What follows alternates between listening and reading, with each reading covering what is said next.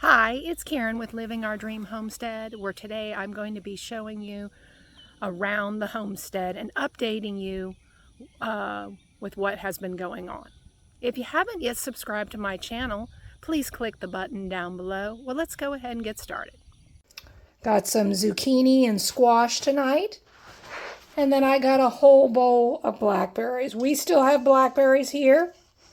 This bowl's pretty decent. I'd say it's at least 6 cups, at least. These are going straight in. Just pick some tomatoes, some banana peppers, some jalapenos. I'm going to actually take the banana peppers and cut them down, get the seeds, and freeze them. Just wanted to show you the garden. It's looking pretty healthy here. The rows right here, they're all ready to be picked. Some of them are still blooming, but there is a lot of beans on them, as you can see. Some of them are decent. Some need to get a little bit fuller, but I don't like them too full. Like here's some right here. That's definitely pretty full for me, but I still will get it, of course. I'm currently on this first row right here, kind of where my bowls are. That's where I left off last night. So I'm going to go ahead and finish picking the rows so I can can some more. I ended up getting about 6 quarts from here down. Again, there's still a lot of beans on here that have to get bigger, but I'm prepared. I've got my hat and I've got my chair, and that should be good. A lot of it is I usually end up squatting. It's just easier to pick the beans. But as you can see, the garden's looking pretty good. My son's garden over here is looking pretty good. And these are our beans, and our corn is looking excellent. And the blackberries I am still picking. Tomatoes are looking pretty good. I'll show you those up close soon. My blackberries, I am on my 5th gallon size freezer bag filling. Last year we only had 2 gallons and a quart frozen. So my berries really have produced a lot more this year. Here's what I just picked. I had half the row picked last night. This is the other half. It is almost a bushel. It's about 3/4 the way full, and it's probably, that took me over an hour to pick. And here's what I look like. I know my face must be red. You need a really good hat to wear in the garden to keep the sun off your face. And I've got my hair up in a ponytail pulled through the back of the hat. It just, because it gets so hot. Plus I have a chair. It's like a little tripod chair that I sit on. Here's the tripod chair that I sit on. I don't sit on it all the time. I bend over quite a bit. Here's what I'm talking about. My plants are so heavy with fruit that the whole tomato cage here is just bent over. And the bad thing about that, if we have too much rain, the tomatoes can rot on the ground, but I can pick them when they're green and wrap them up in newspaper and put them in the house, loosely covered, and they'll eventually turn red if it comes right down to that. Some of the other ones are kind of up, but there's several that are bent over. So here's what I'm talking about. These right here, that just split, rotted. I might be able to get this one off here. It is split a little bit there, but it still should be okay. But that one there, yeah, the way it's growing, it's just getting the life sucked out of it. That pumpkin's turning early. I know the vine looks like it's dying. We still have been watering every other day in the garden, but today's high, like currently right now, is supposed to be 88 degrees. It's probably like 85 right now. There's a big pumpkin over there. It's green. And then here's some more. I like growing the pumpkin so that my grandkids can come and pick their own pumpkin in our patch. Then the rest usually I give to family. And I have sold to a woman at my son's work that has bought my duck eggs. She has bought pumpkins before from us. Been busy canning here. I ended up getting out of one row of green beans that I picked. I got 21 quarts, which is pretty good. So I've got 7 more rows to pick that have beans. So that should yield me about maybe 100 quarts. Here's a zucchini. It's actually a little bit too big right now. It's actually already turning orange. We're supposed to have rain here in a little bit for 2 days, and we really need it. From that storm we had this morning, we almost got 2 inches of rain. We did have a tornado. There was 2 that touched down in the town that I live in, and 1 touched down on our street. I live on the south side. It was on the north side where it ended up tearing a whole bunch of trees down in destruction. I just wanted to show you that I cannot believe we actually have just a little bit of grapes. But I don't know about you, that does not look good. We just had 1.9 inches of rain here this week. Because we did have a tornado that had gone through our area. I don't know if it's too much rain. I was watering it, so maybe it's too much. I don't know if you can see that, but that deer's back again. But now she's all the way back there. That's my neighbor's property right there. She's getting a little friendly. Now there's another deer coming out. I guess they're just out for a little snack.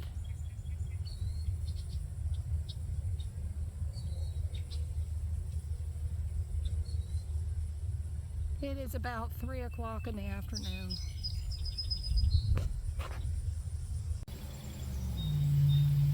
Looks like we might have to trim this back a little bit. We ended up letting this grow out a little bit more around the corner of the pond so that the ducks could go ahead and hide from predators. But it's starting to look like it needs a little haircut. I don't know about you. I don't know what happened here. I'm going to have to go and see if I can find my ducks. I just fed both of my white ones this morning. So I hope they're just molting and that something just didn't get them. There's one of my white ducks. I have yet to find the other one. And there's my mallard, and then the female one, she's under the tree. So like I said, this morning I fed them and they were okay. And now I've got that. So I don't know what happened since I have been inside. Still can't find my missing duck. But the pond is definitely up since we had all that rain. It's still not quite where it was, but it is better. I'm just patrolling the side here to see if I can find any evidence of any more feathers. I just had a great blue heron on the property. It was quite large. But you know, I did look up, herons will eat baby ducklings, but I don't know if they would eat a big full duck. It was the male duck that is missing. Its feet more kind of turned in a little bit, and he was having a little bit of trouble walking. So whatever preyed on it, you know, it got it from, I saw him at 10 o'clock this morning. And I'm now outside and it is about 3 o'clock and I can't find him. Now maybe he's hiding somewhere and maybe it's just his feathers had come out because he's like molting, but I have yet to find him. I found the others. So I'm going to keep on patrolling over here You know, I don't know what I'm going to find. I always, if I even go on the side of the farmer's field, I always have some kind of protection with me just because, like I said, you know, there's coyotes. You don't always see them, but I have seen them in broad daylight.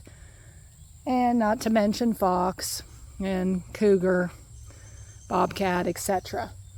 So you need to always, you know, protect yourself if you're going to go out, you know, looking, you know, for one of your animals that have gone astray. I picked all of this today. Again, I'm trying to get the tomatoes as I just start to see them get ripe, just because there's just so many bugs and critters, etc.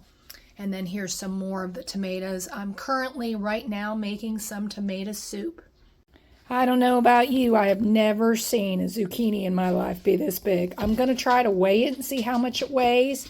I think that is the biggest one. This one's pretty large as well. Getting ready to at least shuck some of the corn.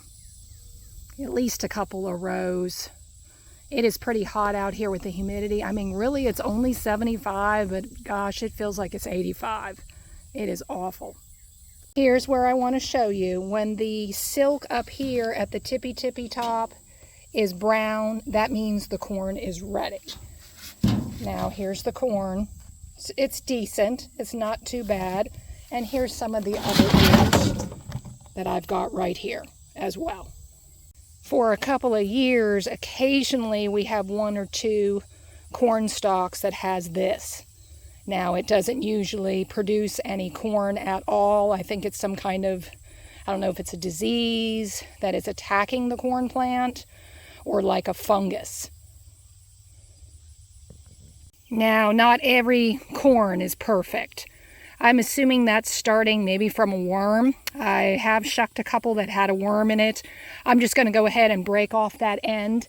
I'm taking all my corn and I'm going to cut it off the cob. And, excuse me, that was a sweat pee on me. And I'm going to go ahead and then freeze it that way. I use my corn for holidays. When my family comes over, we get to have some fresh corn. We actually planted, I do believe, some white and yellow corn because I'm on like the third row. And here's some really good looking yellow corn. Again, it's not formed all the way up in the top, but that's okay. You can go ahead and cut that off. And it's a decent size. Here, there's a worm inside this one. I'll have to see how much damage is done, if I'm going to chunk the whole thing or not. If the corn was a little bit longer, I might go ahead and just break it in half. But that's kind of gross looking when you look at it. I've seen ones that are green, and this one is like a pinky color, which I've never seen that.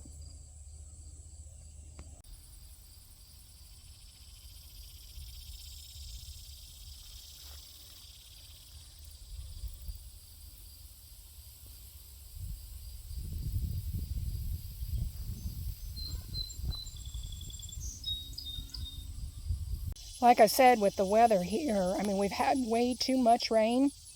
We've had too little, but we had been watering, you know, again with milk jugs. So that's pretty big. I mean, it's not quite it's almost a basketball size. Here's some more tracks. They can't just stay out of my garden, can they? This one's completely turned. If the vine dies anymore, I'm going to have to pick it. I don't know if it will be okay inside. I mean, if it is, I'm going to go ahead and cook it up and freeze it. I just don't know. Everything's a little bit ahead this year. My plants down here didn't do so well, but I actually have a little zucchini coming on. This area right here, the soil, he didn't have a chance to tiller it again to get it a little bit more finer, so these plants are struggling back here. If he did, and if he got it a little bit more broke up, maybe it would do a little bit better. I don't know.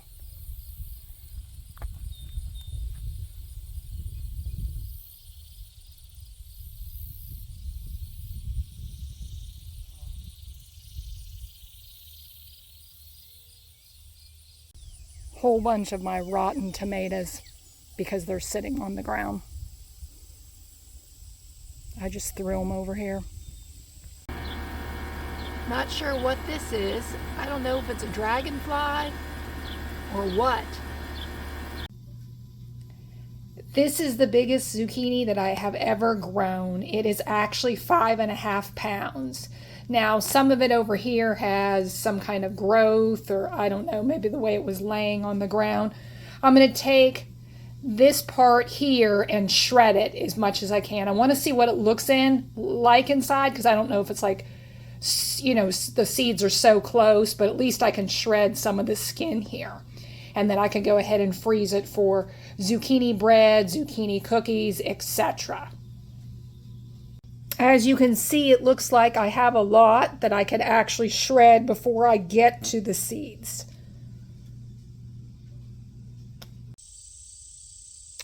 I do believe that's called Queen Anne's lace. And then I've got a whole bunch of thistle. Again, I scattered a whole bunch of seeds over here on the side, so it's kind of weird that it grew up here in the grass when I scattered it over here. That's to increase butterflies.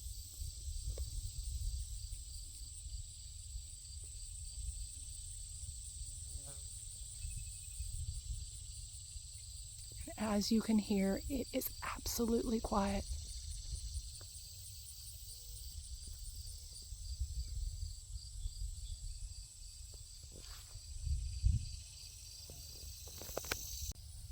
This was Karen with Living Our Dream Homestead. I hope you have a good day.